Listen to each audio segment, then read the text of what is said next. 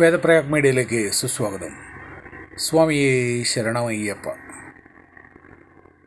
ഭഗവാൻ എല്ലാവരെയും രക്ഷിക്കുമാറാകട്ടെ.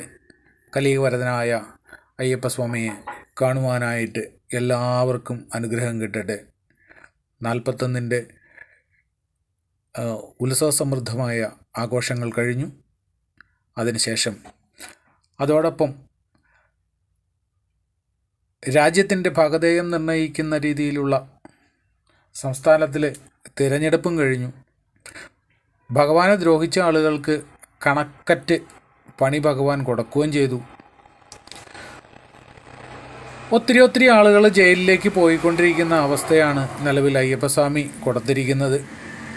അതിൻ്റെ ഒരു കുത്തൊഴുക്ക് ഇനിയും ഉണ്ടാകും എന്നുള്ള കാര്യത്തിൽ സംശയമൊന്നുമില്ല.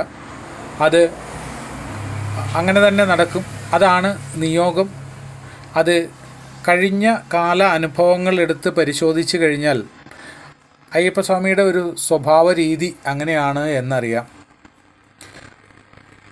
കാരണം പുരാതന കാലത്തെ മുതലേ ആരാധിച്ചിരുന്ന, അതിപുരാതന കാലഘട്ടം മുതലേ ആരാധിച്ചിരുന്ന ആ ഒരു ശക്തിക്ക് സത്യസന്ധത മാത്രം ചെയ്യാനേ അറിയൂ.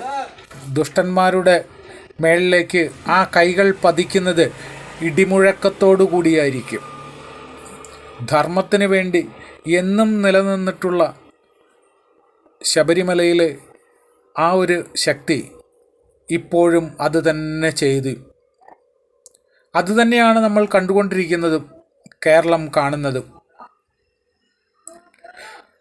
അയ്യൻ്റെ കൂടെ നിൽക്കുന്ന ആരായാലും അയ്യൻ കാക്കുകയും അയ്യനെതിരായി നിൽക്കുന്ന ആരായാലും അതിനെ വെട്ടിനിരത്തുകയും ചെയ്യാനായിട്ട് കലിയുഗവരദനായ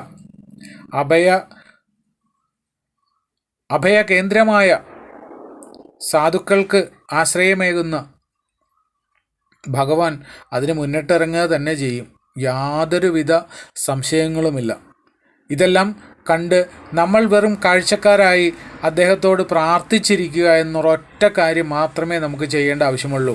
അദ്ദേഹത്തിന് എന്തെല്ലാം കൊടുത്തിട്ടുണ്ടോ അതെല്ലാം ഓരോ സ്ഥലങ്ങളിലായിട്ട് ഓരോരോ വ്യക്തികളിലേക്ക് കൃത്യമായി എത്തിച്ചു കൊടുക്കുവാനായിട്ട് അവിടെ ഇരിക്കുന്ന ആ സ്വരൂപത്തിന് നല്ലപോലെ അറിയാം. അത് നമ്മൾ കാണികളായി നോക്കി നിൽക്കുക മാത്രമേ വേണ്ടൂ. നമ്മൾക്ക് പ്രത്യേകിച്ച് റോളൊന്നുമില്ല. സ്വാമി കാത്തുകൊള്ളും. സ്വാമിയേ ശരണമയ്യപ്പ.